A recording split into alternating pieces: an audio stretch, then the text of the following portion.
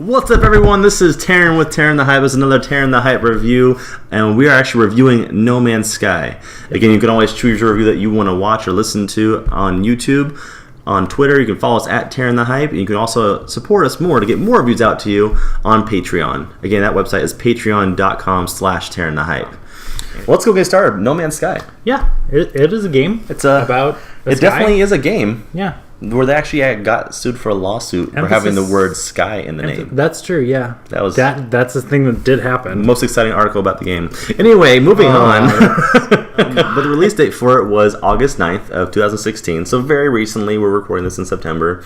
The price was $60 game, so a full price game. There wasn't any DLC announced for it, no market, in-app transactions for the game or anything like that. What it was on Steam, you got a 5 out of 10, and on Metacritic it was actually a 71. The user score was a 4.6. The actual reviews for professional journalism out there was closer to about 7.5. Yeah. So definitely a big difference in audience there. Yeah. Now, we're going to talk about that. This is my basic synopsis. Instead of giving you a breakdown of what the game is, I'm just going to give you its title. Now, No Man's Sky is a first-person shooter, survival, exploration, open-world universe, galaxy, resource mining simulator. Wow, that needs some comments.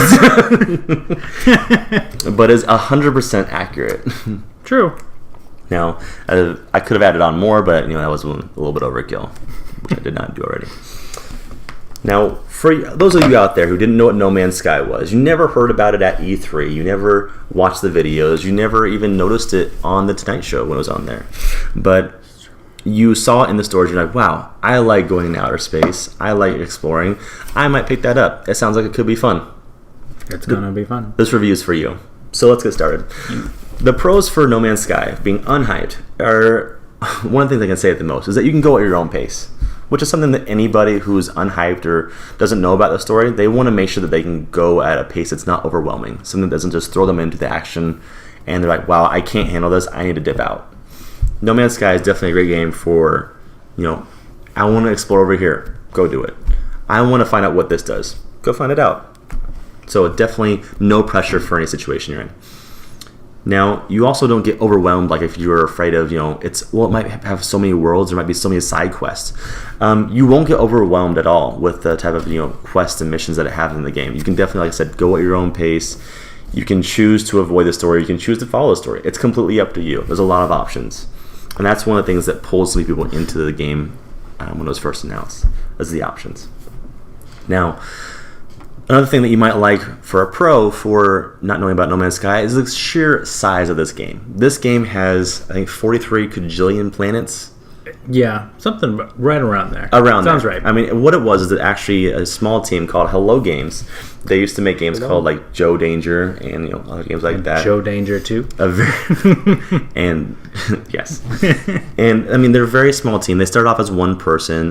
They became a team of 4, and now the team that actually developed No Man's Sky was closer to about 8 to 12 people. Yeah. That including the sound team who did like the audio. So that's more closer to a band. Sean Murray has been the head point of people who are talking about the game, so he's done all the interviews and the broadcasts and announcements at E3. If you've seen any videos relating to No Man's Sky, he's the one who's usually talking. If you look up Sean Murray, it'll bring up No Man's Sky. If you look up No Man's Sky, it'll bring up Sean Murray. So he was definitely the focal point, the poster boy for this game. As he should, because it's his game, head of his studio. So right. He was the founder of Hello Games, so it makes sense. Now, when it comes down to the choices that you made getting this game, there are a few cons if you didn't know what you were getting yourself into. Is that it's a very repetitive game. So, I mean, if you like going out, like I said, it's a simulator, it's a resource miner, it's a first-person shooter, it's survival, it's exploration, it's all these things. But that's what it is that you're going to repeat yourself a lot of what you're doing. You're going to be mining that same stuff a lot. You're going to be exploring the vast universe, which looks very similar a lot. So it's up to your choice of how much you really want to adventure out and do whatever you want to do, but if you're okay with it not looking too varied to the extremes. So that's one of the things that is probably the biggest con that you can find about this game. Now, another thing that could be difficult when it comes to comparing the going at your own pace part, I said, which is a great thing, is that it actually gives you very little direction. Being someone who's not really knowing about this game or not a big fan of maybe first-person shooters out there, it doesn't really say hey, this is how you do this, or hey, this is what you need to get this. You kind of need to figure that out on your own. And that's the part where it's like, well, it's exploration, it's a survival. I mean, but it might not be what you're looking for. So keep that in mind when you're considering picking this game up for $60 right now in stores. Again, it's very close to the holiday season. Maybe your friend likes that, but maybe you don't. But that's also the last thing, is that you can feel kind of lost and alone when you're out there. If you're kind of wanting to adventure into this new experience, you want to see what space is really like, remember that in space, no one can hear you scream. Because there's no one there. Because you will not see anyone else. Now, there is an illusion with No Man's Sky that you can actually go to a planet. You can discover animals on there. You can discover locations. You can actually find alien races. But in naming planets, I mean, other people will see that planet named when they come to it too. They'll be like, oh, so-and-so discovered this planet. It's called TarynTheHype planet. What? Surprise, surprise. I wonder who made it. But it's the fact that there are so many planets out there that you might not see one that's already been discovered. So it's the repetition of the process that every planet's going to be not discovered. Now, that might change down the road, but that's what you're getting in this content. You're getting a great game to explore, a great game to go find out what's out there. If you like the outer space, there's no loading screens going from planet to planet, going to outer space. There's dogfights. There's a lot you can do.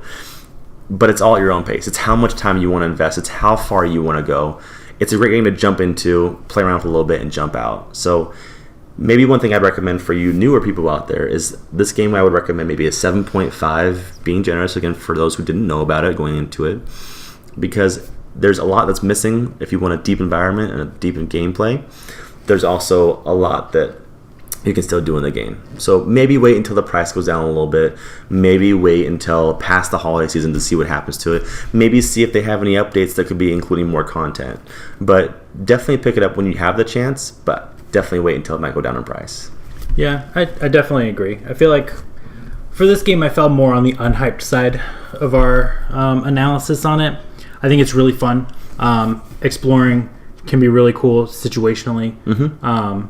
Getting to see the way animals are created randomly, basically, with set parts that you recognize them as. The more you play, you recognize, all right, I've seen these legs before. I've seen this head before. I've seen this tree before. But it's all kind of reconfigured just enough so it's always unique and different, but everything starts to feel a little bit the samey after a while. But it's still fun. It can be really fun to just kind of lose yourself, let yourself go, and just go run around a planet. And like you said, there's no loading screen, so you're going from a planet, take off in your ship. You can fly around the planet. You can go out into outer space to go to another planet or a little moon.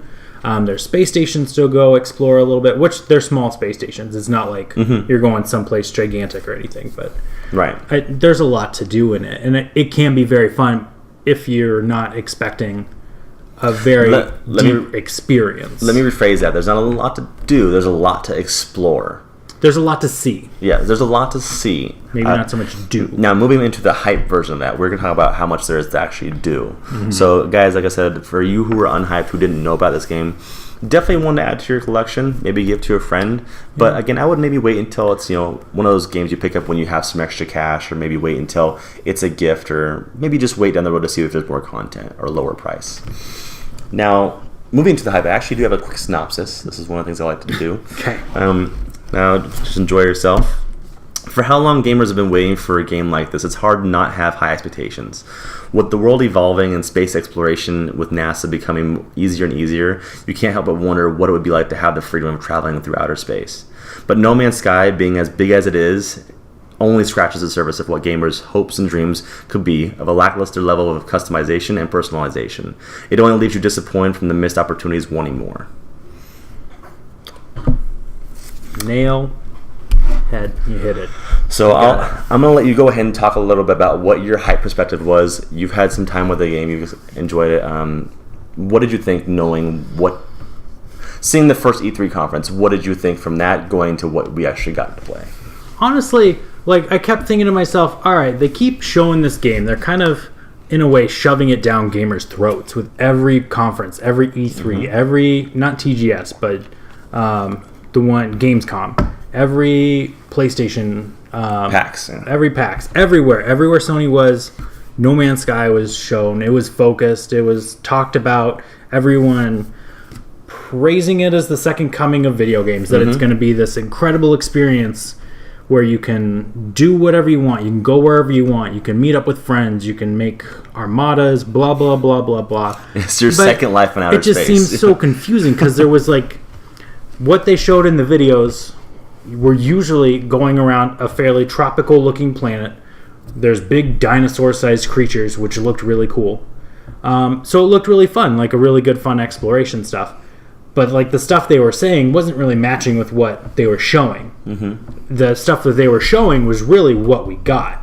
Like that's it. Yeah. But what they were saying was definitely open your mind. What kind of stuff do you think we could do in space? All right, cool. I'm not saying we're putting that in, but I'm not saying that we're putting it in. Yeah, exactly. It was like, hey, here's our game. I'm going to go ahead and give you this demo so you can kind of see what the game's about. And people go to the shows, they go to the E3s, they go to the conferences. Wow, this is really cool. That was a great demo. I can't wait to see what the full game's like. And what they didn't say was, no, that's was it. Game. Yeah. That was everything. You've played all the content in the game in the 15 minutes you were saying with me. So it just felt like it was kind of falsified in how it was pronounced to everyone. It was that when we were promised this game, is that there were a lot of things that weren't promised. And I have a list here. So I'm going to go through the list real fast. These are things that we did not get. When people saw this game demo, they did not get the demo. They saw brontosauruses and dinosaur-like creatures. They saw... Which, to be fair, they could exist somewhere out there. There, like you said, quintillions of planets. And that's the problem. He keeps advertising that our sun in real life is going to die and burn out before we can actually visit every planet in this game. Right. You'll never see everything that the game has to offer. The options for trading, we did not get for other players. We used to have the option for trading to other players as well as trading in an actual marketplace, like bids and stuff like actually would see like in World of Warcraft, that type of marketplace. Yeah, like an auction we did house. not get that. More alterations to animals discovered, like from when it comes to size and actually grouping.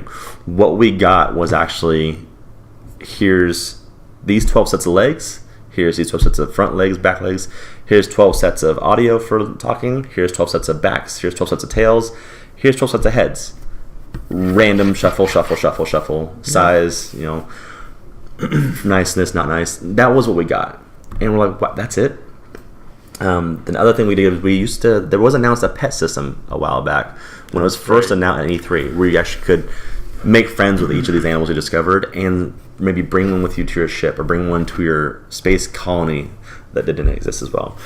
More in-depth ship customization where you actually could take parts of your ship and change it yourself.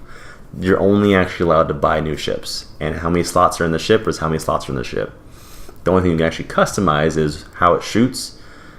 You can customize what it shoots as well. And how fast it flies. That's it. And then also the dogfights and a crafting system. The dogfights are supposed to have multiple types of bullets and particles and team-based squads. Didn't have that. And they were supposed to be like you could be mining in a world and have a group of pirates show up. The people that you're dogfighting in outer space show up where you are and come try to steal your stuff. Exactly. And that's where you would have like these different groups that you would like become like members of, or you actually could like say, hey, I got rep with this people or this alien race, and when you encountered another alien race, it would kind of back. That's not how it was. You actually could become best friends with enemy races. Yeah. So it didn't bounce out there. The last thing is that bigger story options were promised, saying, oh, there's more story, but I'm not going to talk about it yet. Yeah. No one's discovered that story that he hasn't talked about yet, even himself. And like I said, more impactful battles that had Sentinels. Like the Sentinels were supposed to be smarter. They're not even a challenge. They're more of a anything. They're a nuisance. They're more of a bother, than anything. Yeah, obligation. But that was it. I mean, those are the things that we were promised that we did not get. Those are the things that were given to us during hype, during all the E3s that were shown. He kind of clouded our eyes and put this matrix screen over our face of saying, look how much I have, look how many planets there are, look how much there is, look how much there is. Right, okay, there are planets. Okay, we got that point. You've dug that into the ground. What can we do on these planets? Mm-hmm. And that question was never answered. You can watch them doing Let's Plays with announcers and hosts all over the internet, and it's the same thing. Well, they did a lot of talking of what they want to put in the game, what they think will be in there. But at some point, you got to kind of step back and be like, all right, this game has a really cool idea, very cool. The way it's built is mind-blowing. The fact that you can get all this customization and all this randomization to work as well as it does, plus the sheer number of planets that are made that are fully explorable. As little content as there is, technically speaking, it's a huge universe that they built. Right. But at some point, you got to kind of step back as a developer, as like a PR team, and be like, all right, this is where we're stopping. This is the game we're putting out at launch.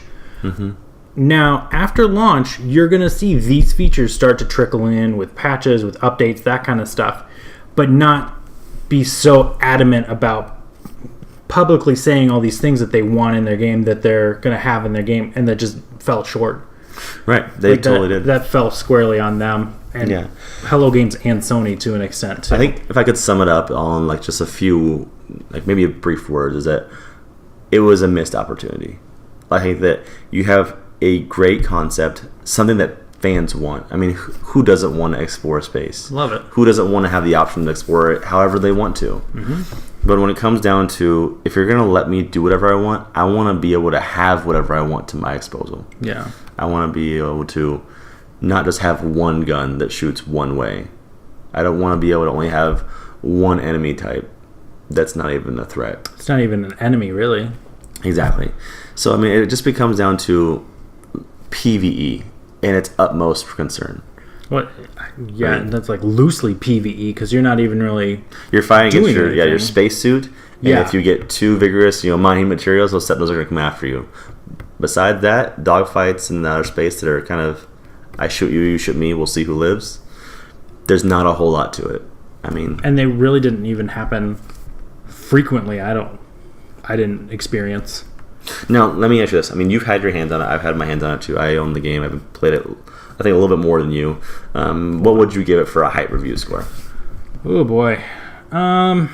This one actually took me a while to think about. I mean, with everything the way it is, the way it was hyped up, I don't know. It'd probably be, I'm thinking around a 6.5. There's a lot of really good roots there, and I hope Hello Games sticks with it and is able to kind of like hunker down and put these updates out that they want to make the game that they want.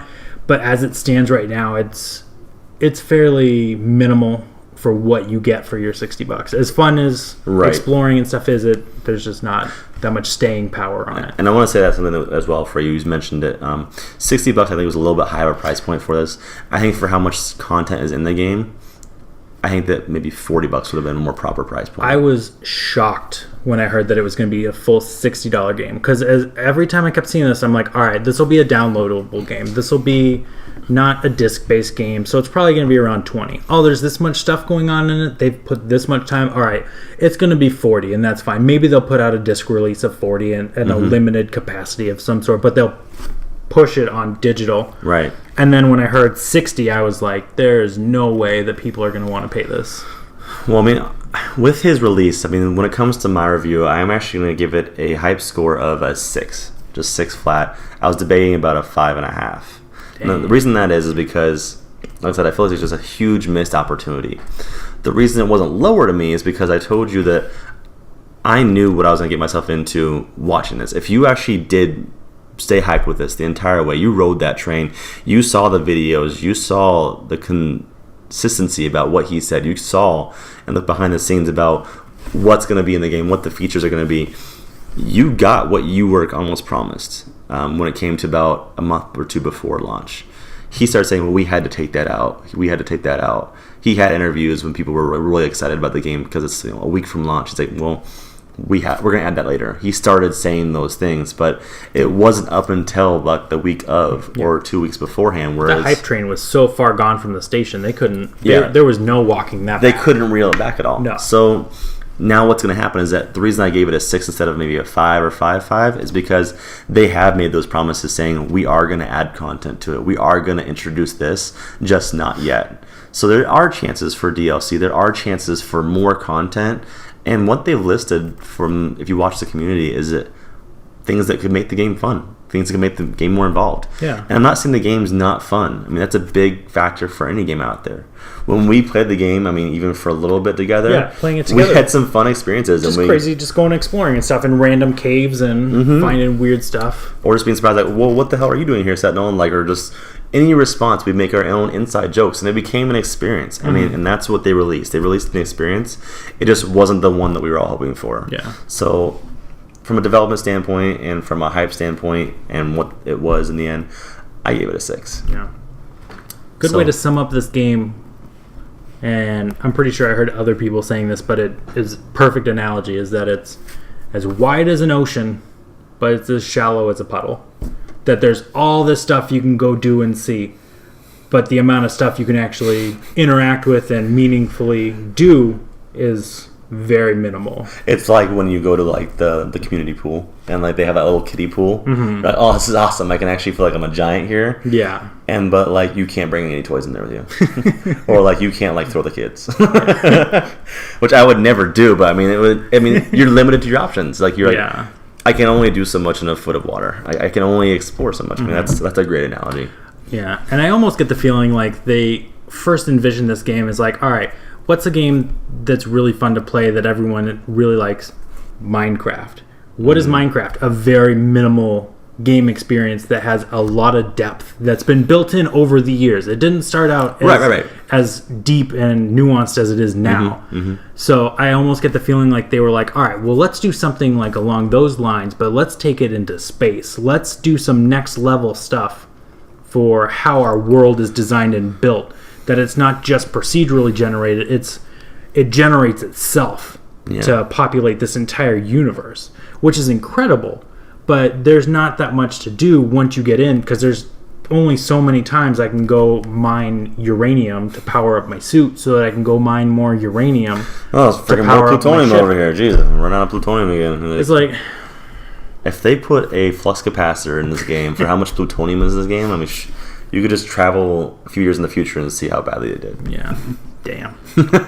See, I really think a couple years down the road, a year down the road, 9 months down the road, this game will be different. That it will be better. That there will be more stuff added to it. A year from now, it's going to be a different game than it is today. And that's one thing I was kind of hinting at in my unhyped review that we were talking about earlier, is that there's kind of that rubber band effect whenever you're playing a game like this, where when you jump into a game, whether it's multiplayer or a game that's online, there's always, everything's new. Everyone's on the same page. Everyone's on the same level. On this, when you first jump into the game on launch day, every planet was undiscovered. I know there's billions and trillions of planets out there, but what's going to happen a year from now or 2 years from now if someone picked this game up for the very first time and they cannot come across a planet that's undiscovered? What's the experience for them? Is that going to be the same experience for someone on launch day? No, it's not. Right. They will never have that chance to get that. That's not even in a grasp, because time has progressed, how the game was designed, you've lost that opportunity. And I just don't think that's fair to reward players differently if they buy it day one or not. Well, I mean, there'll still be plenty of gameplay to experience in that point. I mean, it's not like there's going to be no planets and items left to name. They'll still be there.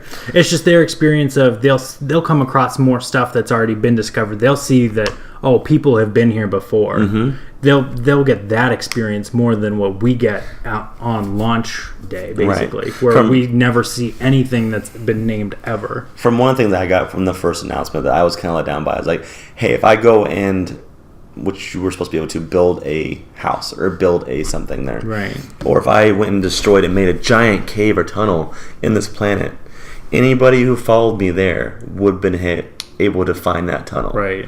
That is no longer the case. No. The map is procedurally generated. If you leave that map, that instance is gone. I mean, it keeps the name, it keeps the title, it keeps the animals. Those stay in the database. But the instance of that map has changed, unless it's a discovered location, which is depressing. Yeah, because, yeah. So anyway, we're going to go ahead and wrap this up for you. I want to give a quick shout out to a certain Patreon who suggested us to review this hype. This hype review. We actually have Julian Skelton. She's AZ Mughal. We appreciate you guys, and we appreciate you subscribing. You can subscribe to Taryn the Hype at Patreon/TarynTheHype. Hey, the more you donate to us, the more we can do with you and participate with you guys. We plan on doing a few Let's Plays with maybe No Man's Sky, as well as The Division, and a few other games out there. If you actually donate with $25 or more, you actually can join in on those Let's Plays with us. Even suggest a game. We might even jump in and just play with you online. So just recommend that. Donate at whatever levels you can. Anything we get, we appreciate, because we do it for the fans. We do it for you guys. If you want to follow us, I'm on Twitter at Augie272. Taryn the Hype is at Taryn the Hype. Matt, you are at KrillinFlip337. Krillin with a C. And just to go back to, we're doing this for you guys. For any content that we're putting out, if there's any games you want us to review, hit us up. Hit us up on Twitter. Hit us up in emails. Let us know what games you'd be interested in our perspective on. Yeah, even if you have topics or ideas for the show, or other shows coming up very soon, you'll see those coming up on the community. So stay attention on Patreon and our website. Again, TarynTheHype.com, Patreon.com/TarynTheHype, and you can get all the news there first. We appreciate you guys. Look for a review, choose which review you want to hear, and we'll talk to you soon.